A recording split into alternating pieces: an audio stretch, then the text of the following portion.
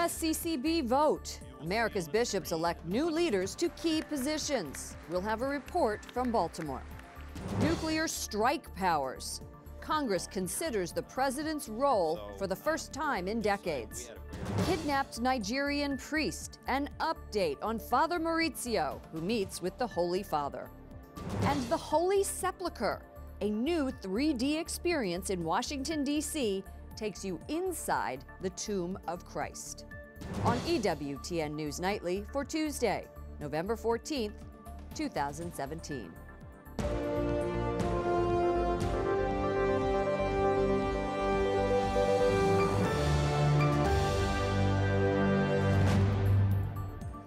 Good evening from Washington, D.C., and thank you to those of you joining us from around the world for news from a Catholic perspective. I'm Lauren Ashburn. U.S. Catholic bishops make their voices heard as they weigh in on who will lead the American church on critical issues, including life and religious liberty. Correspondent Wyatt Goolsbee joins us from the conference in Baltimore. Good evening, Wyatt. Good evening, Lauren. America's bishops are making a move many see as an endorsement of St. John Paul II's term, culture of life. They've elected Archbishop Joseph Naumann of Kansas City to be the chairman of the conference's Committee on Pro-Life Activities. That means he'll be leading the charge against abortion and euthanasia. Culture is built by individual choices and decisions that people make. So sometimes that seems like, well, how do you build a culture of life? But it's each one of us, choosing to value life and to respect it, to uphold its dignity. I spoke one-on-one with Archbishop Naumann this afternoon, shortly after he was elected the new chair in a close election with Cardinal Blaise Cupich of Chicago. The Archbishop in his state of Kansas is known for challenging Catholic politicians who say they are pro-choice. The U.S. bishops also elected Archbishop Joseph Kurtz of Louisville to lead the Religious Liberty Committee. I think religious freedom is good for America. It's not only good for the church, it's not only good for that faith-filled person to be able to be true to his or her conscience and convictions, but it's good for America. Archbishop Kurtz tells me it's an honor to continue the work of Religious Liberty Committee. It's only been around for about 6 years, but it has become one of the most important panels. Its aim is to uphold religious conscience rights at home and promote religious freedom around the world. Now, both Archbishop Kurtz and Archbishop Naumann will take their new 3-year terms in the fall of next year. Lauren? Wyatt, I understand the archbishops see a connection between being pro-life and promoting religious liberty. How did they describe that connection? Yes, Laura, it was interesting talking with both of those archbishops because they both told me separately that their committees are about respecting the dignity of the human person, whether that's about the right to life or it's about the ability just to be able to practice one's faith without the government restricting conscience rights. And, I was talking with a number of bishops here at the conference, Lauren, and so it wasn't just those two bishops. Many bishops were telling us that those values are actually closely linked. Lauren? Correspondent Wyatt Goolsbee reporting from Baltimore. Thank you, Wyatt. House Speaker Paul Ryan becomes the latest high-profile Republican to call on Alabama U.S. Senate candidate Roy Moore to drop out of next month's election. He should step aside. Number one, these allegations are credible. Number two, he should if he cares about the values and the people he claims to care about, then he should step aside. 5 women have accused Moore of sexual misconduct. Moore denies the allegations and says he has no intention of dropping out. With growing fears of North Korea's nuclear weapons, President Trump is promising to counter with fire and fury. That's sparking concerns among lawmakers who discussed the president's power to wage nuclear war today. Jason Calvi was there and joins us from Capitol Hill. Good evening, Jason. Good evening, Lauren. A Russian nuclear missile could hit the United States in about half hour, giving the president just minutes to react. Today, for the first time in more than 40 years, the Senate Foreign Relations Committee debated the president's power to authorize a nuclear launch. And the bottom line today, if it's a sound and legal order, no one can stop him. Donald Trump can launch nuclear codes just as easily as he can use his Twitter account. Democrats are asking, can anyone stop the president if he orders a preemptive nuclear strike? A retired Air Force general tells the Senate yes, if the order is not legal. the military does not blindly follow orders.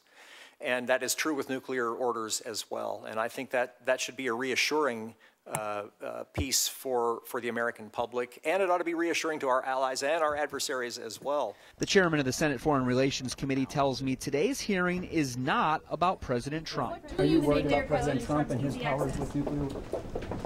This is not specific to anybody. Instead, Senator Bob Corker of Tennessee says lawmakers are considering the issue because of North Korea. President Trump promises to respond if the communist nation makes good on its threats to the United States. They will be met with fire and fury like the world has never seen. And that worries the ranking Democrat on this committee, Senator Ben Cardin of Maryland. In one sense, you get some comfort to know that there's a legal course that must be followed. On the other hand, recognizing President Trump is so unpredictable, it doesn't give you a lot of confidence that he wouldn't make a decision without consultation. The Catholic Church argues against the use of nuclear weapons. Last week, Pope Francis hosted a conference at the Vatican to encourage the world to endorse a future free of nuclear weapons. He says they create nothing but a false sense of security, and any use of them would be catastrophic. The United States bishops say, according to the principles of just war, nuclear weapons can never, ever be used. But there's always been a debate about possession. In the 1980s, the bishops said having nuclear weapons could be acceptable as deterrence, but that's not a long-term solution. Lauren? Jason, we hear a lot about the nuclear football. Is that how the president authorizes the launching of nuclear missiles? Exactly. That nuclear football is held by a military aide that's with the president. The president, before he can use that nuclear football, would need to call an emergency conference with the defense secretary, the chairman of the Joint Chiefs of Staff, and the commander of the U.S. Strategic Command. Then his decision would be communicated through that device called the nuclear football. But once that order is given, there's no way to reverse it. Correspondent Jason Calvi on Capitol Hill. Thank you, Jason. Attorney General Jeff Sessions strongly disputes allegations he misled lawmakers about Russia. But I will not accept and reject accusations that I have ever lied. That is a lie. In testimony before the House Judiciary Committee, Sessions says he has no recollection about a Trump aide's trip to Russia during the 2016 campaign. He says he did not authorize another aide to represent the campaign in Russia. The Department of Justice is considering a special counsel to investigate possible ties between Hillary Clinton and Russia. It stems from the sale of the Canadian uranium mining company Uranium One while Clinton was Secretary of State. Special counsel Robert Mueller is currently heading an investigation into any connections between the Trump campaign and Russia. Air Force One ushers back President Trump to Washington tonight. He's returning from a lengthy trip to Asia, including a stop in the Philippines, where human rights abuses overshadow trade talks. White House correspondent Mark Irons reports. Good evening, Mark. Good evening, Lauren. President Trump said a lot on his trip about trade and maximizing pressure on North Korea, but some human rights activists question why he didn't say more. President Trump homeward bound after a packed 12-day, 5-country hop through Asia. His last stop, the Philippines, and a visit with President Rodrigo Duterte.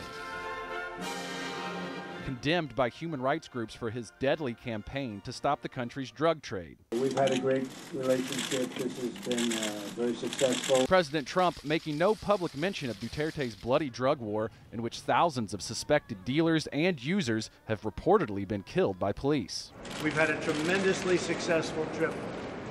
Tremendous amounts of work was done on trade. Instead, trade was a major topic of the entire Asia trip, the president saying the U.S. has been used. For trade to work, all countries must play by the rules. Moving forward, Trump demands fair and reciprocal trade deals. You know, it's not a valid excuse that because this was a trade trip, we can't also discuss human rights issues. David McCain, a Robert F. Kennedy human rights advocate, says the president missed an opportunity. I would have liked to see the president take a public stand for, placing himself on the same side as human rights activists, civil society leaders in these countries and saying that, we are the United States. We stand for certain values. And if your values are our values, we stand with you. Press Secretary Sarah Sanders says human rights issues came up briefly in President Trump's meeting with the Filipino president, but she was contradicted by a Duterte spokesman who said there was no mention of human rights. Lauren? White House correspondent Mark Irons, thank you. The death toll rises to more than 500 following an earthquake early Monday on the Iran-Iraq border. Rescuers dig through the rubble left by the magnitude 7.3 quake. It injured more than 7,000 and shook 14 of Iraq's 31 provinces. Officials fear there are at least 150 more dead in the rubble. Multiple terror attacks in Afghanistan and Yemen killed dozens. Taliban fighters stormed 15 security posts in Afghanistan's Kandahar province, killing at least 27 policemen. The Taliban claimed responsibility. And in Yemen, a group connected to ISIS killed at least 6 in a suicide bomb. An Italian priest who was kidnapped twice in 12 months in Nigeria tells EWTN the Virgin Mary saved him. When we were attacked for the second time on the eve of this feast, and on the eve of this big celebration of Our Lady of Fatima with the Nigerian bishops, I thought the devil is behind this, but the Virgin Mary will undo his plans. Father Maurizio Palu and his mother were fortunate enough to attend the Holy Father's Mass in the Vatican this morning. Juliette Lindley is EWTN News Nightly's Vatican correspondent. She joins us from Rome with more on this story. Juliette, first off, what a harrowing experience. How is Father Maurizio doing health-wise? You know, Lauren, Father Palu is in good health. When we saw him today, he looked great. He's a 63-year-old tough priest from Florence who spent a lot of his life being a missionary. And the last 3 years, he spent them as a missionary in Nigeria, which is not an easy place, for the neo-catechumenal way. So he was abducted for the first time in October 2016. So that was just for one day, and then again on the same date in October of this year for almost 1 week. And he was kidnapped along with 2 other people at gunpoint as he was headed for Benin City to attend celebrations with Nigerian bishops who are reconsecrating Nigeria to the Virgin Mary. Why was he kidnapped twice in 12 months? Was he targeted simply because he's a priest? It's not clear. It doesn't seem that he was targeted for religious reasons. As we know, abductions are quite common in Nigeria, and there was no mention of whether or not a ransom was paid. Now, regarding the circumstances of the kidnapping, he was telling us that there was one particularly fierce member of the gang who was particularly violent against a Nigerian woman who was with them. However, eventually, they were treated better, he told us, because he befriended one of the kinder members of the gang, and he told him that he was in his prayers, that he was praying for him, and that softened him. And he said eventually they were released, and actually their release coincided with Father Maurizio Palu's 63rd birthday. Wow. What is next for him? Will he go back to missionary life in Nigeria? Well, the priest said that he wants to return. He wants to return to Nigeria as soon as possible and continue his work. Now, he emphasized in our interview that we need the church in such countries of the world to overcome ideological barriers. I would say that these ideological divisions, Muslims, Christians, communists, fascists, are very wrong. Are very wrong because they sow in the hearts of men something wrong. They sow hatred, they sow envy, and they sow division. And Lauren, as we know, abductions in Nigeria are relatively common. And so already having been kidnapped twice, I guess maybe Father Palu doesn't seem too worried about that. Lauren? I would be worried. Wow, what a courageous man. Juliette Lindley, EWTN News Nightly Vatican correspondent. Thank you, Lauren. Coming up, Bishop George Murray. We'll talk to him about his role in fighting racism. And inside the Tomb of Jesus, a new exhibit in Washington, D.C., how you can experience it.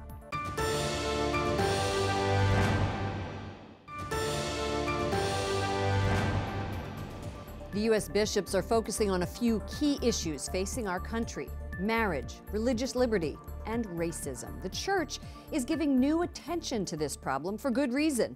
Bishop George Murray, who is spearheading the effort, says, quote, Christ wishes to break down the walls created by the evils of racism.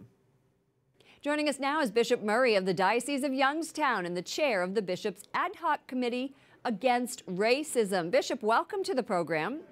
Thank you very much. I'm happy to be with you. This is a new ad hoc committee. Why was it established? The new ad hoc committee was established because of the resurgence of racism in our country. In many ways, racism has been below the surface, but a number of events in recent history have brought it to the forefront. And because this is a justice issue, the bishops feel we need to respond to this and respond vigorously. Earlier this year in August, for example, the country witnessed a rally of white nationalism turn deadly in Charlottesville, Virginia. And then the USCCB announced your committee. What is the goal? How specifically do you believe you can heal racism? The goal, Lauren, is to change hearts, which will eventually lead to the change of behavior.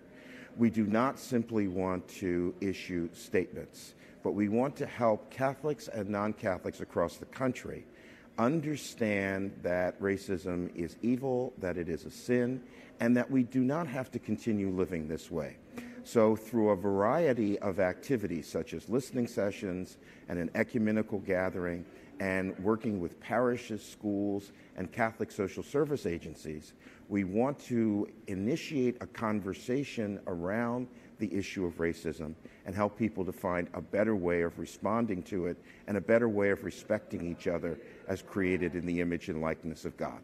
You're in Baltimore, Maryland, which is another city that has seen a rise in racial tension in recent years. The death of Freddie Gray, for example, in 2015, a week after he was injured during that police van ride, sparked riots. What is your message to the city of Baltimore? How do its residents continue to heal? Well, the first thing is that violence is not a reasonable response to these problems. Back in October, the Supreme Knight of the Knights of Columbus, Carl Anderson, and I, together with a Protestant leader from the Seymour Institute, gathered at the Martin Luther King Memorial to encourage leaders across the country to adopt nonviolence. We covered that rally. I remember that, yes. Handling some of these. Yes, that was very important. And that becomes the key. Many leaders here in Baltimore, when there were these social problems, called upon the citizens of Baltimore to adopt nonviolence. We need to do the same across our country. Violence begets violence. It is never the best way to go forward. Bishop Murray, chair of the Ad Hoc Committee Against Racism at the USCCB, thank you for taking time out of your busy day to join us. Lauren, thank you very much for the opportunity.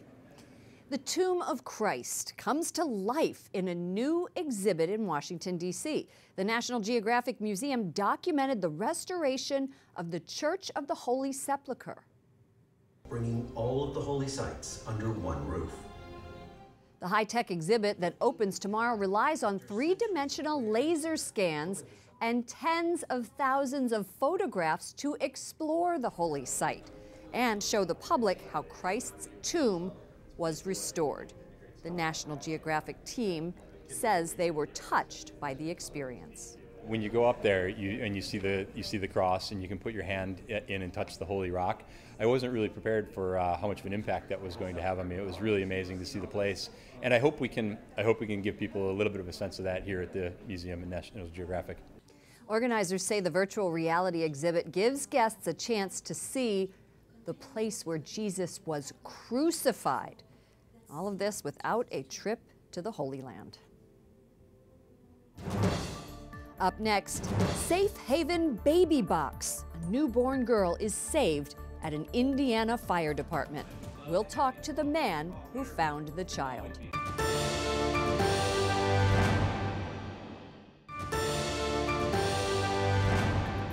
Today is the feast day of St. Lawrence O'Toole. He was born in Ireland in 1128 and later became a monk, then Archbishop of Dublin. He died in Normandy while on a mission to King Henry II. A majority of Orthodox Christians believe they have, quote, a lot in common with Catholics, but they are lukewarm on whether the two churches should be reunited. A study by Pew Research finds Fewer than 4 in 10 Orthodox Christians are in favor of reunification with the Catholic Church, though 59% say the two faiths share many similarities, and 71% say Pope Francis has improved relations between the Church. I can't wait to bring you this story. It is so touching.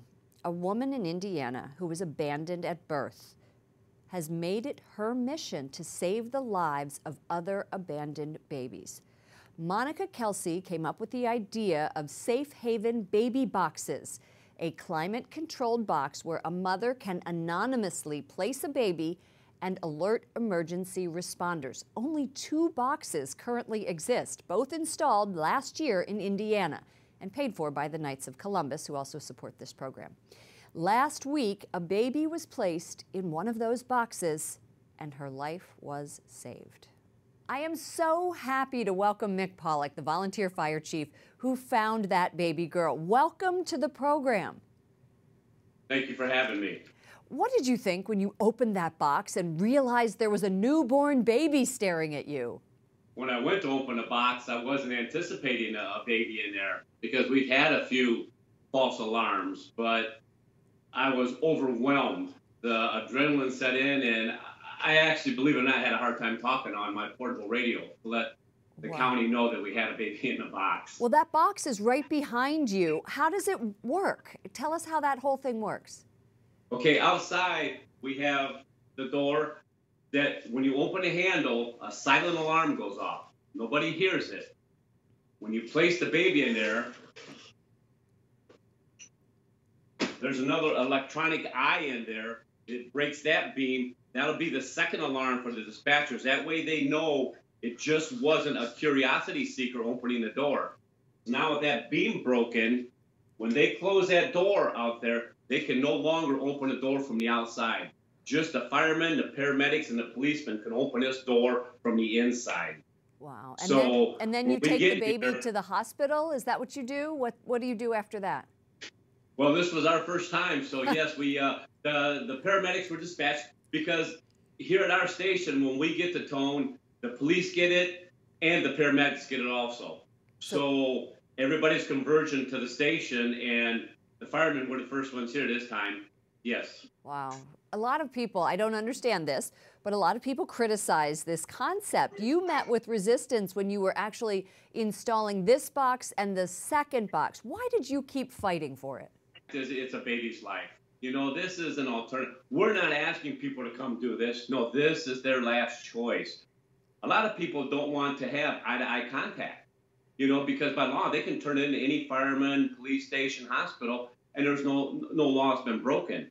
But people, I don't know if they would be, I don't know, embarrassed or what, but they don't want the eye-to-eye contact, and this is the alternative instead of a ditch or a dumpster somewhere. Wow. We don't know how many babies are out there that we never found. Now this is our option. Let us find them. Let them go to a good home. You are Catholic. You've been a volunteer firefighter for 30 years. First of all, congratulations on that. But out of all of the lives you have saved in 30 years, tell us, where does this one rank?